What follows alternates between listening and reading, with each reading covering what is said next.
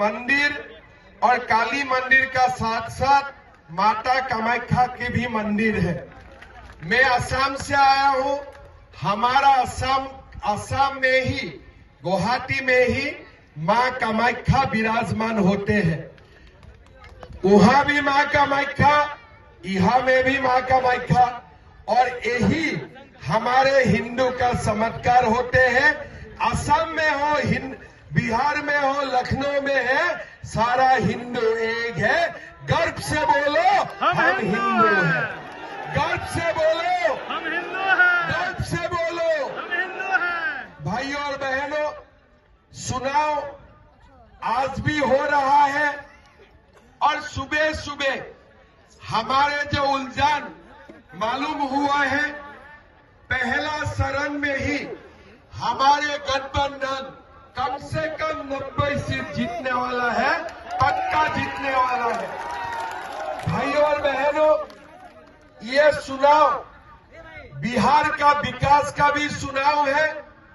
ये चुनाव बिहार का अस्मिता का भी चुनाव है। भाइयों और बहनों, बिहार हमेशा देश को रोशनी दिखा के आए हैं। पुराना दिन से लेकर तानाशाही का खिलाफ जयप्रकाश नारायण का संग्राम तक बिहार हमेशा हमारे देश को रास्ता दिखा के आए हैं। ये बिहार का चुनाव खाली बिहार के लिए ही नहीं, पूरा देश के लिए भी एक संदेश जाते हैं। इसीलिए ये चुनाव में वोट देने का पहले हमें बार बार सोचना है कि हमें कौन सा भारत वर्ष चाहिए, हमें कौन सा बिहार चाहिए। आप लोग को सोचना पड़ेगा, हमें पप्पू यादव का बिहार चाहिए, लालू यादव का बिहार चाहिए, या नरेंद्र मोदी नीतीश कुमार का बिहार चाहिए। आप लोग को सोचना पड़ेगा। आप लोगों ने जंगल राज देख चुका है, आप लोगों ने सब कुछ देख चुका है। थोड़ी दिन पहले मैं जब चुनाव प्रचार में आए तो मुझे पार्टी ने बोला कि आप जाके रघुनाथपुर में सभा कीजिए। चंपारण में, सिवान जिला में, रघुनाथपुर में मुझको बोला गया कि आप चुनाव प्रचार कीजिए। मेरा पता नहीं था।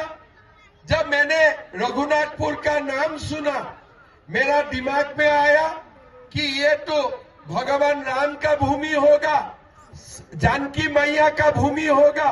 मैं बहुत मजा से प्रचार करने आया। मंच में मुझे बोला गया कि ये जानकी मां का भी भूमि है, लेकिन लालू यादव का समय में ये भूमि को शहाबुद्दीन कब्जा करके रखे थे।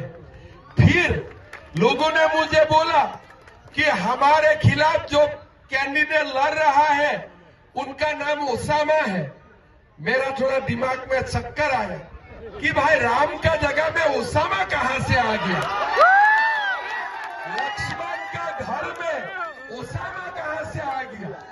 फिर मैंने बोला भाई ये ओसामा है कि पूरी ओसामा बिन लादेन ही है। तो लोगों ने बोला कि भैया ये तो पूरा ओसामा बिन लादेन ही है।